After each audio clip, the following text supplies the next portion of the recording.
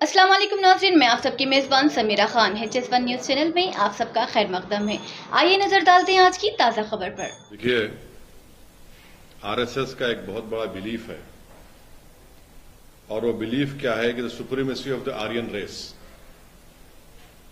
और इसको ये एक ऑब्सेशन है उनको इस चीज का, सुप्रीमेसी ऑफ आर्यन रेस का।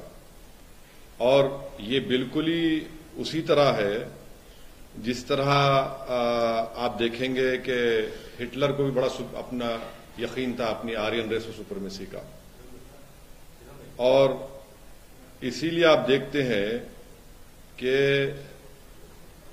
आरएसएस जो है शुरू से इस बात का डिमांड कर रही है कि भारत में जो फेडरल स्ट्रक्चर है उस कंट्री का, उसको खत्म कर दिया जाए। इसलिए बार बार वो, अगर आप देखेंगे उसी ऑर्गेनाइजर मैगजीन में उस वक्त के जो उनके सरसंचालक थे मिस्टर गोलवालकर ने लिखा था कि the constitution be reexamine and redrafted so as to establish is unitary form of government.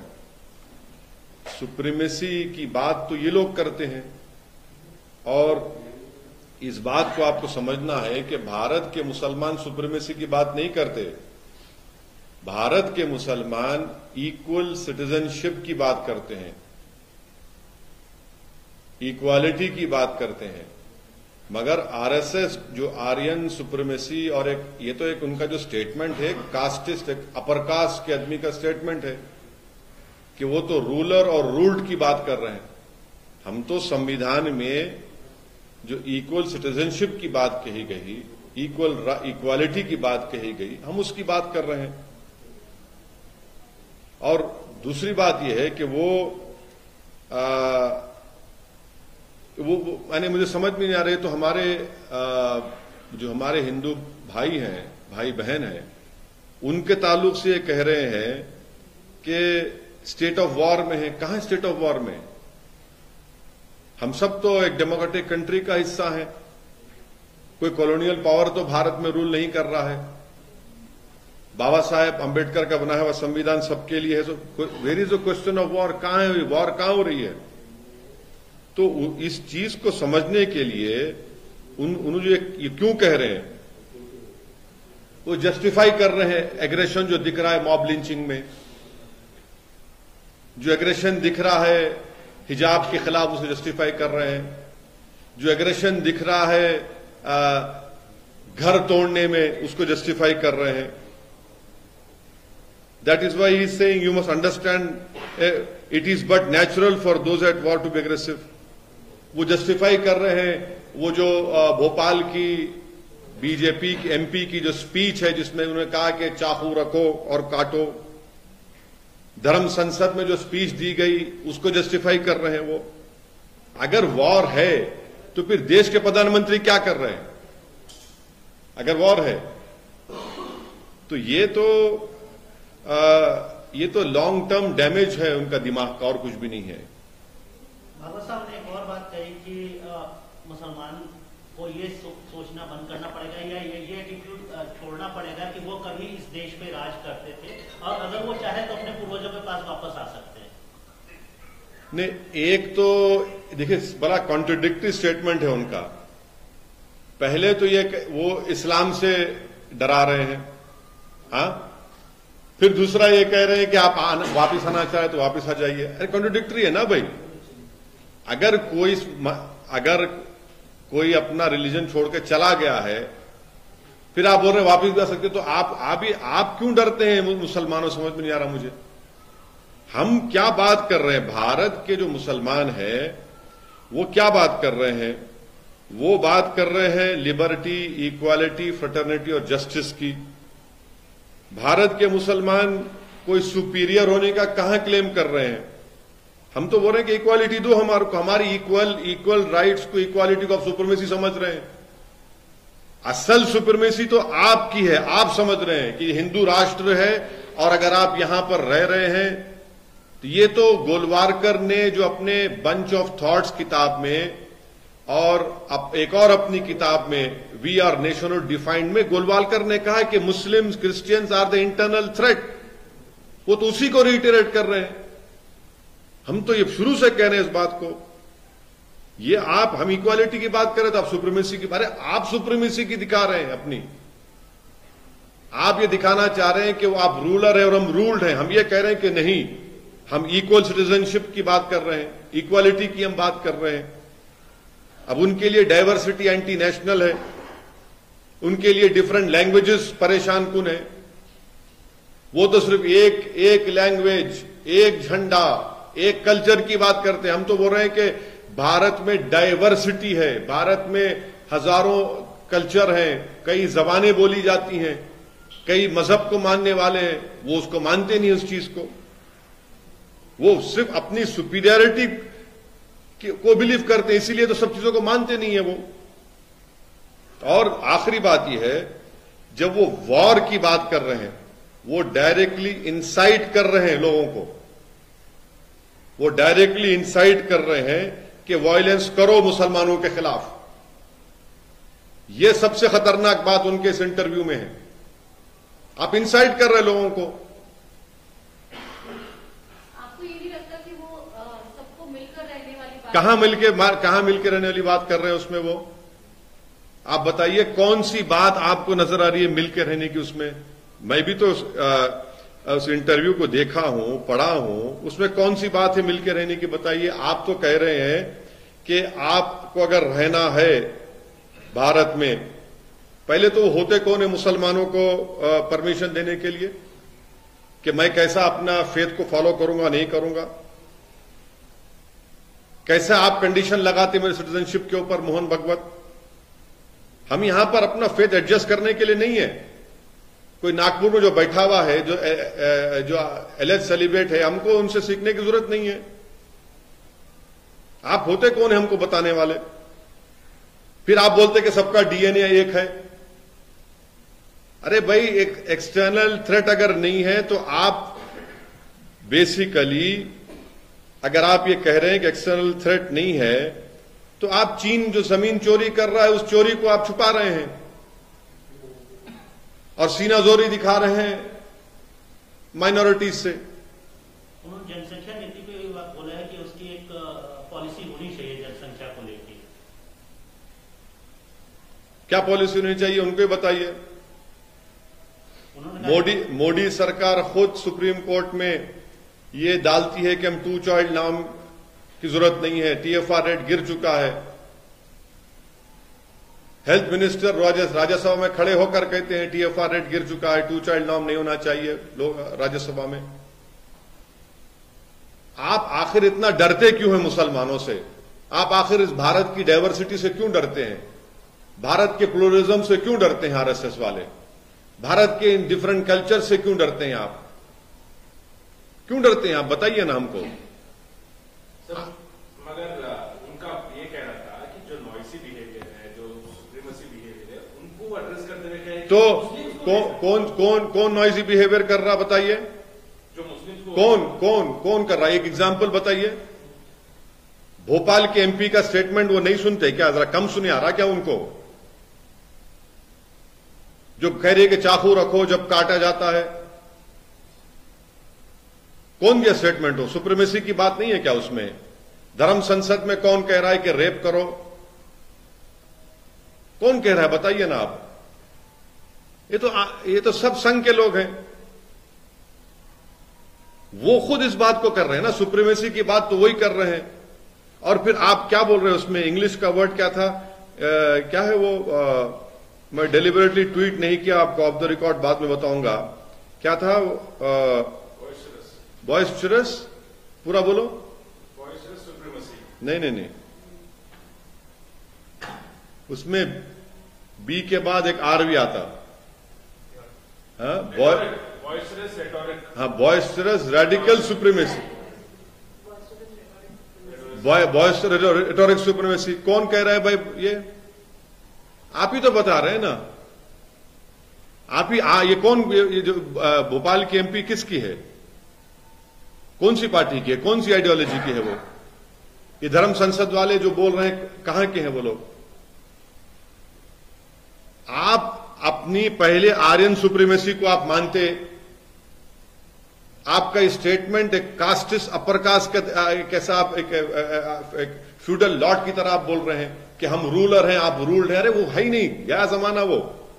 Independent India में भारत के हर शहरी को इक्वल सिटीजनशिप मिलना, मुसलमान भी वही कह रहा है, आप उसको पसंद नहीं करते। ये अवेकनिंग हो रहा है, वॉर स्टफ क्या है भाई?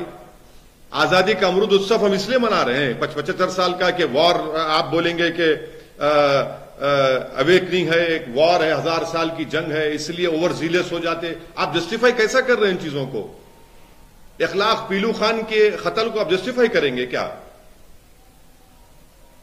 यानी आज इसी इन्हीं स्टेटमेंट्स की वजह से भारत में मुसलमानों का हिजाब एक थ्रेट हो गया, भारत में मुसलमानों की मस्जिद एक थ्रेट बन चुका है, हमारा वजूद एक थ्रेट बन चुका है, हमारा कल्चर या भारत का कल्चर जो सब मिला हुआ है, आप बोलते नहीं एक ही कल्चर होना चाहिए।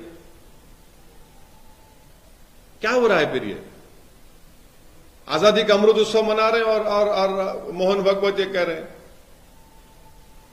आप पहले तो आपको कोई इख्तियार ही नहीं है। You have no right whatsoever to tell मी।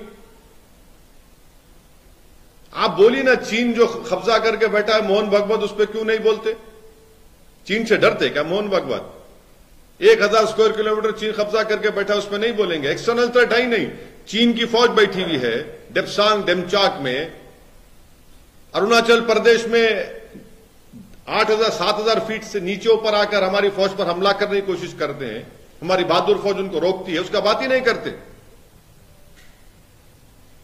चीन का मामला इससे कुछ लेना नहीं, तो एक्सटर्नल थ्रेट नहीं है बोल रहे ना। एक्सटर्नल थ्रेट है बोल रहा हूं मैं।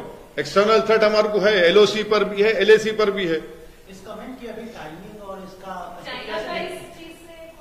नहीं, बिल्कुल है, बिल्कुल। देखिए, he says there is no external threat to India. China is sitting inside our territory. They are embedded in Depsang and Demchok. They are attacking. They have attacked our soldiers in Arunachal Pradesh.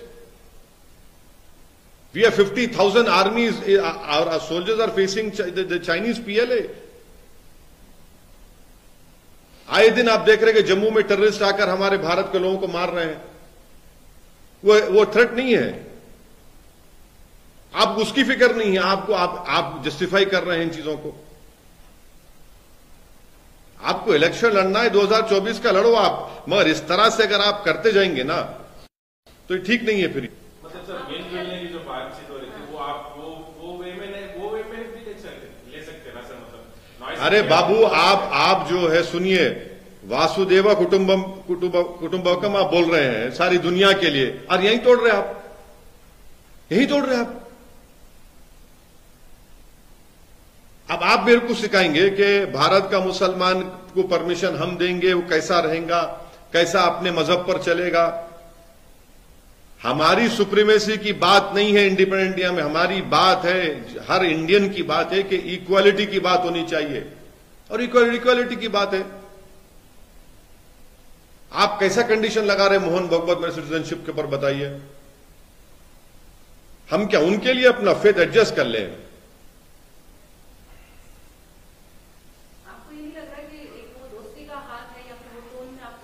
कौन सी? अरे आप दोस्ती इस तरह करेंगे? मुझे डरा कर दोस्ती करेंगे आप बोलेंगे बेटा तुम अपना रिलीजन इस तरह से फॉलो करो, दोस्ती जब मैं करूंगा।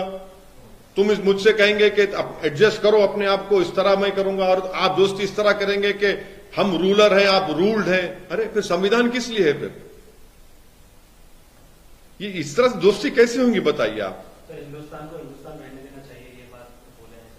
हाँ, हिंदुस्तान, भारत और इंडिया, ये सारे बहुत से नाम हैं, लेकिन हिंदुस्तान की बात जब आप वो करते हैं तो हिंदुस्तान को हिंदुस्तान है। बस आप हिंदुस्तान बोलना बंद कर दिए, इतने सालों से भारत बोलते, तो हिंदुस्तान है, तो उसका मतलब क्या निकलता है?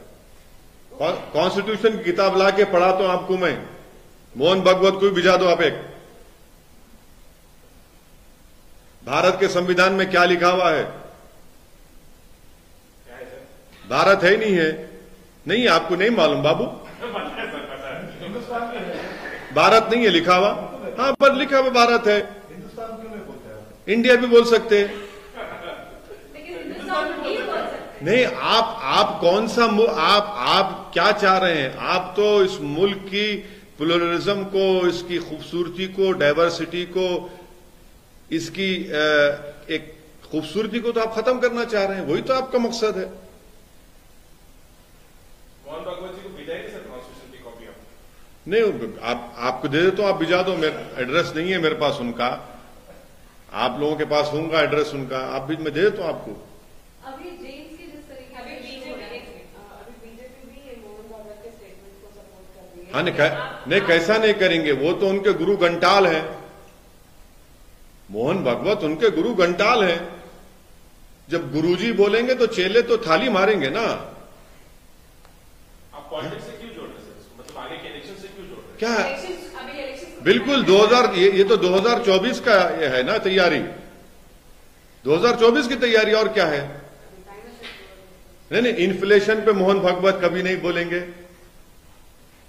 हाँ, मैं मानता हूं कि वो जानवरों के डॉक्टर हैं, मगर इन्फ्लेशन पे नहीं बोलेंगे, अनएम्प्लॉयमेंट पे नहीं बोलेंगे, चीन पर नहीं बोलेंगे। डॉलर जो 80 कितना हो गया आपको मालूम? डॉलर कितना हुआ अभी? अस्सी के ऊपर। हाँ, उस पे नहीं बोलेंगे। किस पे बोलेंगे? इस पे बोलेंगे। सर ये आपको जो लगता है 2024 मतलब जो चुनाव है उससे पहले एक वातावरण अपने आप को एक वातावरण तो चल रहा है ना मैडम। वातावरण में क्या वातावरण चल ही रहा है। उसमें कुछ तब्दीली लेकर नहीं, कोई तब्दीली नहीं है इसमें। तब्दीली कोई नहीं है, बल्कि हर सो कॉल्ड सेकुलर पार्टी तो अब ये दिखाना चाह रही कि हम मोहन भागवत से बड़े हिंदू हैं, हिंदुत्व की आइडियोलॉजी में चलना चाह रहे हैं। वो तो चल रहा माहौल। कांग्रेस की तरफ अरे सब कर रहे हैं ना भाई साहब, सब कर रहे हैं। कौन नहीं कर रहा है बताइए आप? आप नहीं कर रहे सर। क्या मैं कैसे करूंगा? मैं तो कॉन्स्टिट्यूशन की बात कर रहा हूं। मैं कहां सुप्रीमेसी? मैं सुप्रीमेसी ऑफ कॉन्स्टिट्यूशन की बात करता हूं। Supremacy of rule of law की हम बात करते हैं। इसको पॉलिटिकल क्यों बनाओ? अरे क्यों पॉलिटिकल नहीं बनाएंगे? क्या करेंगे? फिलोसफिकल बात करेंगे क्या? इस बयान को आप कैसे देखते हैं? इस टाइमिंग, बयान की टाइमिंग को कैसे नहीं, नहीं, देखते हैं? ये क्या 24 से पहले का एजेंडा से ऐसे इस तरह के स्टेटमेंट और आते रहेंगे, इससे ज्यादा खतरनाक आते रहेंगे। यही उनका असल मकसद है और कुछ नहीं है। हिंदू राष्ट्र के मुद्दे पर अगला चुनाव होगा आपको लगता है? वो तो कह चुके हैं ना। वो तो मोहन भागवत तो कह चुके हैं, आरएसएस कह चुके हैं, बीजेपी के कई एमपीज कह चुके हैं, कई बीजेपी के आरएसएस के आइडियोलॉग्स लिख चुके हैं इस बारे में, किताबें लिख रहे हैं अब तो आपको लगता है 24 में ये एजेंडा होगा हिंदू राष्ट्र? हाँ, एम्प्लॉयमेंट नहीं, वो नहीं चाहते एम्प्लॉयमेंट, अनएम्प्लॉयमेंट मुद्दा रहे। वो नहीं चाहते कि प्राइस राइज मुद्दा रहे। वो नहीं चाहते कि चीन जो जमीन में घुसा हुआ वो मुद्दा रहे। वो ये नहीं चाहते कि भारत में जो फेडरलिज्म की धज्जियां उड़ाई जा रही हैं बीजेपी की तरफ से, वो मुद्दा रहे। सर इक्वालिटी की बात वो भी कर रहे हैं। कैसे? हाँ, ये बोल रहे हैं कि मुसलमान जो है इक्वल समझे। अपने क्या? आप को सुप्रीम मतलब क्या? समझे कहां? दुनिया में। कहां? कौन सा मुसलमान अपने आप बोलता हूं सुप्रीमेसी हूं? सबसे lowest highest drop out rate, lowest literacy rate. नहीं, धर्म- सुनिए, इंटर ऑपरेबिलिटी जो है सबसे लोवेस्ट मुसलमानों में। हर चीज में मैं कमजोर मैं हूं, और आप बोल रहे मैं सुप्रीमेसी की बात कर रहा हूं। अरे मैं इक्वालिटी की बात कर रहा हूं। धर्म पर हिजाब को लेकर क्या मैं फ्रीडम ऑफ रिलीजन नहीं है क्या मुझे कॉन्स्टिट्यूशन में? क्या मुझे आप इख्तियार नहीं है अपने उस पर चलने का? इक्वालिटी नहीं है कॉन्स्टिट्यूशन में, राइट टू इक्वालिटी नहीं है। आप दे रहे हैं स्टेटमेंट, हिंदू मुस्लिम आप कर रहे हैं, मैं नहीं कर रहा हूं ये। आप अगले चुनाव के लिए अगर ये एजेंडा सेट कर रहे हैं करके आपको लगता है, तो आप किस एजेंडे पर आगे बढ़ने वाले हैं 2024 के चुनाव? वो बोलेंगे ना, अभी बोलेंगे ना। हम तो बोलेंगे, हम तो अपना बोलेंगे। कर्नाटक का चुनाव आ रहा है सर, क्या होगी पार्टी की रणनीति? कर्नाटक में चुनाव लड़ेंगे, कितने सीटों पर लड़ेंगे? तो चर्चा हो रही है। चर्चा तो हो रही है, बताएंगे आपको जब चर्चा पूरी हो जाएगी। हम कुछ बोलने जब फाइनल बिल बोलेंगे बताना है तो जरूर आपको इंशाल्लाह हम बताएंगे। अकेले जाएंगे गठबंधन का दौर पूरा जब पूरा हो जाने दीजिए बताएंगे फिर आप। सर एक सवाल ये भी उठता है कि अगर वो हिंदूवाद को लेकर जो है आगे बढ़ते हैं या चुनाव की बात करते हैं तो आप भी जब चुनाव के लिए जाते हैं तो ज्यादा स्ट्रेस उसी पे रहता है कि मुस्लिम कम्युनिटी पे जो है आप ये स्ट्रेस करते हैं। देखिए मैं एक बात सुनिए गुजरात के चुनाव हुए हैं, आपके बाजू हमारी दोस्त बहन अनेरी बैठी हुई है। गुजरात में मैं कम से कम 80-90 के करीब या 50-60 तो किया हूँ, जनसभाएं किया हूँ। आप लोग क्यों कैरी नहीं किया अगर मैं ऐसा कुछ मसाला दिया तो? नहीं, क्या समझो मेरी बात को। अगर मैं कोई जैसा आप बोल रहे हैं मुस्लिमवाद किया तो आप छोड़ते थे मेरे को, आपका छोड़ता था उन्हें, मेरे को कौन नहीं छोड़ते थे। 9 बजे शुरू आते, क्या कर रहे, चीखा मार मार के रग फट जाती नाक की उस सर की, इतना पुकारते। कहां है बोलो? आप लोगों भी नहीं किए ना, 8 बजे का नहीं किया आप भी नहीं किए, 6 बजे का नहीं किया आप। नहीं मेरे अगर भाषण होता उसी पे चलाते ना मेरा, आप नहीं करे, दूल्हा नहीं बनाए मेरे को आप। लेकिन इसमें एक इम्पोर्टेंट बात भूल गए सर, वो कह रहे हैं कि मुसलमानों को डरने की जरूरत नहीं, तो आप क्यों वो बोल रहे हैं कि बार-बार डर गए? अरे वो भाई आप सुप्रीमेसी आप दिखा रहे हैं, आप डर रहे हैं, उल्टा मैं बोल रहा हूं, आप मुसलमानों से क्यों डर रहे हैं? अच्छा आप एक अच्छा और एक बात, और आप ये भी समझ रहे हैं, आप ये भी समझ रहे हैं कि मुसलमान जो है अपने अगर पुराने धर्म को वापस आना था तो आ जाइए। अरे भाई क्यों सेल्फ कॉन्ट्रडिक्टरी कर रहे हैं आप?